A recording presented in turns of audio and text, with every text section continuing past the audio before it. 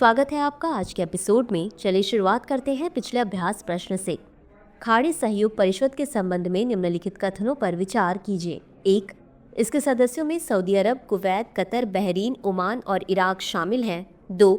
GCC ने अपने सदस्य देशों के लिए यूरो के समान एक एकीकृत मुद्रा आरंभ की है। उपर्युक्त में से कौन सा या कौन से कथन सही है या सही है? ए केवल 1, बी केवल 2, सी 1 और 2 दोनों, डी न तो 1 और न ही 2। इस प्रश्न का सही उत्तर है विकल्प डी, न तो 1 और न ही 2। चलिए देखते हैं इसके विश्लेषण को। खाड़ी सहयोग परिषद या जीसीसी। खाड़ी सहयोग परिषद में 6 सदस्य देश शामिल हैं, अर्थात सऊदी अरब, कुवैत, कतर, बहरीन, ओमान और संयुक्त अरब अमीरात। इराक जीसीसी का सदस्य नहीं है, अतः कथन 1 सही नहीं है। जीसीसी ने लंबे समय से एकीकृत मुद्रा की संभावनाओं पर विचार किया है, लेकिन इसने अभी तक ऐसे मुद्रा लॉन्च नहीं की है, अतः कथन 2 सही नहीं है। यूरो के समान एकीकृत मुद्रा की योजना में सदस्य देशों के बीच राजनीतिक और आर्थिक मतभेदों के कारण विलंब हो रहा है। तो चलिए शुरुआत करते हैं आज के एपिसोड की पहले प्रश्न से। केन नदी के संबंध में निम्नलिखित कथनों पर विचार कीजिए। 1. इसका उद्गम मध्य प्रदेश में कैमूर पहाड़ियों की उत्तर पश्चिमी ढलानों से हुआ है। 2. इसे दुर्लभ साझर पत्थर के लिए जाना जाता है। 3. इसके प्रमुख सहायक नदियों में बावस, देबार, कैथ, बैंक, कोपरा और बियरमा शामिल हैं। उपर्युक्त कथनों में से कितने सही हैं? ए केवल 1, बी केवल 2, सी सभी 3, डी इनमें से कोई नहीं। इस प्रश्न का सही उत्तर है विकल्प सी सभी 3। चलिए देखते हैं इसके विश्लेषण को। केन नदी मध्य प्रदेश के जबलपुर में कैमूर पहाड़ियों के उत्तर पश्चिमी ढलान पर अहिरगवा गांव के पास से निकलती है, अतः कथन 1 सही है। यह नदी उत्तर प्रदेश में फतेहपुर के निकट चिल्ला गांव में यमुना में मिल जाती है। केन नदी को दुर्लभ साझर पत्थर के लिए जाना जाता है, अतः कथन 2 सही है। इसके प्रमुख सहायक नदियों में बावस, देवर, कैथ, बैंक, कोपरा और बियरमा शामिल हैं, अतः कथन 3 सही है। अगला प्रश्न है, दुर्लभ मृदा धातुओं के संबंध में निम्नलिखित कथनों पर विचार कीजिए। 1. भारत की विश्व के दुर्लभ मृदा अयस्कों में 1/3 से अधिक तथा इसके उत्पादन में लगभग 70% की हिस्सेदारी है। कजाकिस्तान दुर्लभ मृदा तत्वों के सबसे समृद्ध स्रोतों में से एक है तथा यहाँ 17 ज्ञात दुर्लभ मृदा तत्वों में से 15 मिलते हैं। उपर्युक्त कथनों में से कौन सा या कौन से सही है या सही है? ए केवल 1, बी केवल 2, सी 1 और 2 दोनों, डी न तो 1 और न ही 2। इस प्रश्न का सही उत्तर है विकल्प बी केवल 2। चलिए देखते हैं इसके विश्लेषण को। दुर्लभ मृदा धातुएं। चीन की विश्व के दुर्लभ मृदा अयस्कों में से 1/3 से अधिक तथा इसके उत्पादन में लगभग 70% की हिस्सेदारी है, जबकि भारत अपने आयात का लगभग 60% बीजिंग से प्राप्त करता है, अतः कथन 1 सही नहीं है। यह निर्भरता भारत के इलेक्ट्रॉनिक्स, रक्षा एवं स्वच्छ ऊर्जा जैसे प्रमुख क्षेत्रों की मांगों को पूरा करने के क्रम में अपर्याप्त घरेलू उत्पादन से प्रेरित है। कजाकिस्तान दुर्लभ मृदा तत्वों के सबसे समृद्ध स्रोतों में से एक है और यहाँ 17 ज्ञात दुर्लभ मृदा तत्वों में से 15 मिलते हैं, अतः कथन 2 सही है। अगला प्रश्न है, निम्नलिखित कथनों पर विचार करें। 1. मैकमोहन रेखा एक सीमांकन रेखा है जो तिब्बत और पूर्वोत्तर भारत को अलग करती है। 2. रेडक्लिफ रेखा भारत और पाकिस्तान को विभाजित करती है। 3. डूरंड रेखा अफगानिस्तान और पाकिस्तान के बीच की सीमा है। उपर्युक्त में से कितने कथन सत्य है या सत्य है? ए केवल 1, बी केवल 2, सी सभी 3, डी कोई नहीं। इस प्रश्न का सही उत्तर है विकल्प सी सभी 3। चलिए देखते हैं इसके विश्लेषण को। मैकमोहन रेखा एक सीमांकन रेखा है जो तिब्बत और पूर्वोत्तर भारत को अलग करती है, अतः कथन 1 सही है। वर्ष 1914 के शिमला सम्मेलन में कर्नल मैकमोहन ने इसे तिब्बत, चीन और भारत के बीच सीमा के रूप में प्रस्तावित किया था। रेडक्लिफ रेखा ने ब्रिटिश भारत को भारत और पाकिस्तान में विभाजित किया, अतः कथन 2 सही है। इसका नाम इस रेखा के वास्तुकार सर सिरिल रेडक्लिफ के नाम पर रखा गया है, जो सीमा आयोग के अध्यक्ष भी थे। रेडक्लिफ रेखा उपमहाद्वीप के पश्चिमी भाग में पश्चिमी पाकिस्तान, अब पाकिस्तान और भारत के बीच तथा पूर्वी भाग में भारत और पूर्वी पाकिस्तान, अब बांग्लादेश के बीच खींची गई थी। रेडक्लिफ रेखा का पश्चिमी भाग अभी भी भारत पाकिस्तान सीमा के रूप में तथा पूर्वी भाग भारत बांग्लादेश सीमा के रूप में कार्य करता है। डूरंड रेखा अफगानिस्तान और पाकिस्तान के बीच 1640 मील की सीमा है, अतः कथन 3 सही है। अगला प्रश्न है, निम्नलिखित पर विचार कीजिए। 1. मध्य यूरोप में एक छोटा सा देश है जो आल्प्स पर्वतों, झीलों और घाटियों के लिए जाना जाता है। 2. यह एक स्थलरुद्ध देश है जिसकी सीमा फ्रांस, इटली, ऑस्ट्रिया, जर्मनी और लिechtenstein से लगती है। 3. यह यूरोपीय संघ और नाटो का सदस्य नहीं है। निम्नलिखित में से कौन सा देश उपरोक्त विवरण से सबसे अधिक मेल खाता है? ए स्विट्जरलैंड, बी फिनलैंड, सी नॉर्वे, डी स्वीडन। इस प्रश्न का सही उत्तर है विकल्प ए स्विट्जरलैंड। चलिए देखते हैं इसके विश्लेषण को। स्विट्जरलैंड आधिकारिक तौर पर स्विस परिसंघ मध्य यूरोप में एक छोटा सा देश है जो अपने आल्प्स पर्वतों, झीलों और घाटियों के लिए जाना जाता है। यह एक स्थलरुद्ध देश है जिसकी सीमा फ्रांस, इटली, ऑस्ट्रिया, जर्मनी और लिechtenstein से लगती है। यह सदियों से अपनी तटस्थता के लिए प्रसिद्ध है। परिणाम स्वरूप स्विट्जरलैंड विशेषकर जिनेवा अंतर्राष्ट्रीय संगठनों जैसे कि रेड क्रॉस की अंतर्राष्ट्रीय समिति और संयुक्त राष्ट्र के मुख्यालयों के लिए एक लोकप्रिय स्थान है। यह यूरोपीय संघ और नाटो का सदस्य नहीं है, अतः विकल्प ए सही है। अगला प्रश्न है, नाम मात्र प्रभावी विनिमय दर यानी नीर के संबंध में निम्नलिखित कथनों पर विचार कीजिए। एक, यह एक मुद्रा की द्विपक्षीय विनिमय दरों का अनेक व्यापारिक साझेदार मुद्राओं के सापेक्ष भारित औसत है। 2, यह देशों के बीच मुद्रास्फीति या मूल्य स्तर के अंतर को ध्यान में रखे बिना नाममात्र मुद्रा की शक्ति को दर्शाता है। 3, नीर में गिरावट नाममात्र मूल्य वृद्धि का संकेत देती है जबकि वृद्धि मूल्यह्रास का संकेत देती है। उपरोक्त में से कितने कथन सही है या सही है? ए केवल 1, बी केवल 2, सी सभी 3, डी कोई नहीं। इस प्रश्न का सही उत्तर है विकल्प बी केवल 2। चलिए देखते हैं इसके विश्लेषण को। नाममात्र प्रभावी विनिमय दर यानी नीर, यह एक मुद्रा की द्विपक्षीय विनिमय दरों का कई व्यापारिक साझेदार मुद्राओं के सापेक्ष भारित औसत है, अतः कथन 1 सही है। यह देशों के बीच मुद्रास्फीति या मूल्य स्तर के अंतर को ध्यान में रखे बिना नाममात्र मुद्रा की शक्ति को दर्शाता है, अतः कथन 2 सही है।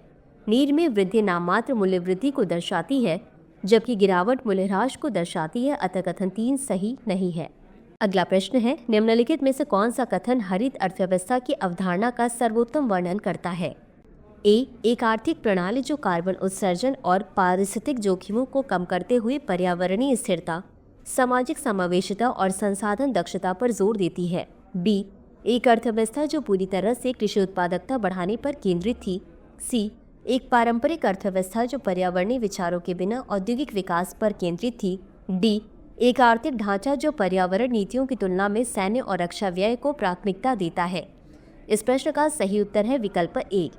चलिए देखते हैं इसके विश्लेषण को। हरित अर्थव्यवस्था, हरित अर्थव्यवस्था का उद्देश्य संसाधन दक्षता को बढ़ावा देकर कार्बन उत्सर्जन को कम करके और सामाजिक समावेशिता सुनिश्चित करके सतत विकास को बढ़ावा देना है। यह पर्यावरणीय चिंताओं को आर्थिक और नीतिगत निर्णयों में एकीकृत करता है, जबकि पारंपरिक विकास मॉडल में पारिस्थितिक प्रभावों की अनदेखी की जाती है, अतः विकल्प ए सही है। अगला प्रश्न है, असंगठित क्षेत्र उद्यमों के वार्षिक सर्वेक्षण के संबंध में निम्नलिखित कथनों पर विचार कीजिए। 1, इसके तहत अंडमान एवं निकोबार द्वीप समूह के गांवों को छोड़कर जहां पहुंचना कठिन है, पूरे भारत के ग्रामीण एवं शहरी क्षेत्रों को कवर किया गया है। 2, इसमें विनिर्माण, व्यापार एवं अन्य सेवाओं जैसे 3 क्षेत्रों से संबंधित असंगठित गैर कृषि प्रतिष्ठान शामिल हैं। उपर्युक्त कथनों में से कौन सा या कौन से सही नहीं है या नहीं है? ए केवल 1, बी केवल 2, सी 1 और 2 दोनों, डी न तो 1 और न ही 2। इस प्रश्न का सही उत्तर है विकल्प डी न तो 1 और न ही 2। चलिए देखते हैं इसके विश्लेषण को। असंगठित क्षेत्र उद्यमों का वार्षिक सर्वेक्षण। सांख्यिकी और कार्यक्रम कार्यान्वयन मंत्रालय ने अक्टूबर 2023 से सितंबर 2024 की संदर्भ अवधि हेतु 2023 से 24 के लिए असंगठित क्षेत्र उद्यमों के वार्षिक सर्वेक्षण की परिणाम जारी किए हैं। इसके तहत अंडमान एवं निकोबार द्वीप समूह के गांवों को छोड़कर जहां पहुंचना कठिन है, पूरे भारत के ग्रामीण एवं शहरी क्षेत्रों को कवर किया गया है, अतः कथन 1 सही है। इसमें विनिर्माण, व्यापार एवं अन्य सेवाओं जैसे 3 क्षेत्रों से संबंधित असंगठित गैर कृषि प्रतिष्ठान शामिल हैं, अतः कथन 2 सही है। अगला प्रश्न है, गिनी गुणांक के बारे में निम्नलिखित कथनों पर विचार कीजिए। 1, यह किसी जनसंख्या में आय समानता की डिग्री को मापता है। 2, 0 का गिनी गुणांक का अर्थ है कि सभी की आय समान है, जबकि 1 का गुणांक दर्शाता है कि एक ही व्यक्ति को सारी आय प्राप्त हो रही है। उपर्युक्त में से कौन सा या कौन से कथन सही है या सही है? ए केवल 1, बी केवल 2, सी 1 और 2 दोनों, डी न तो 1 और न ही 2। इस प्रश्न का सही उत्तर है विकल्प सी 1 और 2 दोनों। चलिए देखते हैं इसके विश्लेषण को। गिनी गुणांक, गिनी गुणांक जो लॉरेंज वक्र से प्राप्त होता है का उपयोग किसी देश में आर्थिक विकास के सूचक के रूप में किया जा सकता है। गिनी गुणांक जनसंख्या में आय समानता की डिग्री को मापता है, अतः कथन 1 सही है।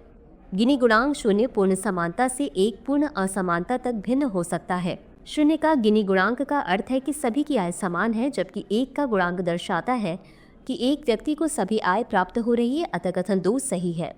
अगला प्रश्न है 18वीं भारत वन स्थिति रिपोर्ट 2023 के संबंध में निम्नलिखित कथनों पर विचार कीजिए। 1. ISFR को भारतीय वन सर्वेक्षण द्वारा वर्ष 1987 से द्विवार्षिक आधार पर प्रकाशित किया जाता है। 2. देश का कुल वन एवं वृक्ष आवरण देश के भौगोलिक क्षेत्र का 25.17% है। 3. क्षेत्रफल के हिसाब से उत्तर प्रदेश, उसके बाद अरुणाचल प्रदेश और छत्तीसगढ़ सबसे बड़े वन क्षेत्र वाले शीर्ष 3 राज्य हैं। उपरोक्त कथनों में से कौन सा या कौन से सही है या सही है? ए केवल 1, बी केवल 2, सी सभी 3, डी कोई भी नहीं। इस प्रश्न का सही उत्तर है विकल्प बी केवल 2। चलिए देखते हैं इसके विश्लेषण को। 18वीं भारत वन स्थिति रिपोर्ट 2023 ICFR को भारतीय वन सर्वेक्षण द्वारा वर्ष 1987 से द्विवार्षिक आधार पर प्रकाशित किया जाता है, अतः कथन 1 सही है। देश का कुल वन एवं वृक्ष आवरण 8,27,356.95 वर्ग किलोमीटर है, जो देश के भौगोलिक क्षेत्र का 25.17% है, अतः कथन 2 सही है। क्षेत्रफल के हिसाब से सबसे अधिक वन क्षेत्र वाले शीर्ष 3 राज्य मध्य प्रदेश, उसके बाद अरुणाचल प्रदेश और छत्तीसगढ़ हैं, अतः कथन 3 सही नहीं है। अगला प्रश्न है पनामा नहर के संबंध में निम्नलिखित कथनों पर विचार कीजिए। 1. यह एक मानव निर्मित जलमार्ग है जो पनामा के इस्थमुस के पार अटलांटिक और प्रशांत महासागरों को जोड़ता है। 2.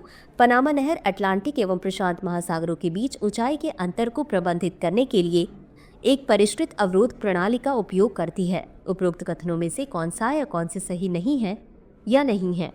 ए केवल 1, बी केवल 2, सी 1 और 2 दोनों, डी न तो 1 और न ही 2। इस प्रश्न का सही उत्तर है विकल्प डी न तो 1 और न ही 2।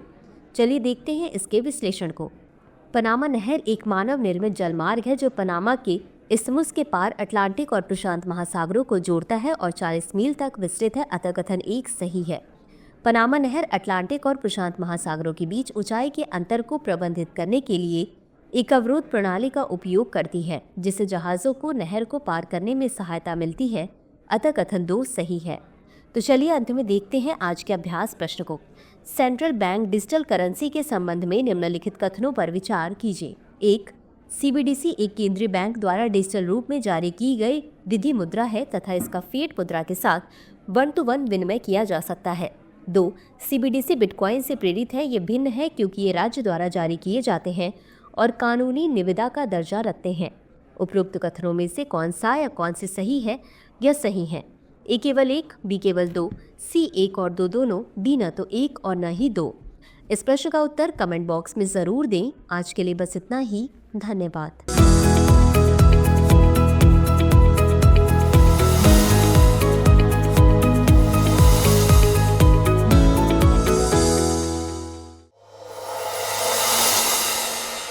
डियर व्यूअर्स, अपने एग्जाम की तैयारी को और बेहतर करने के लिए हमारे चैनल को लाइक, शेयर और सब्सक्राइब करना न भूलें।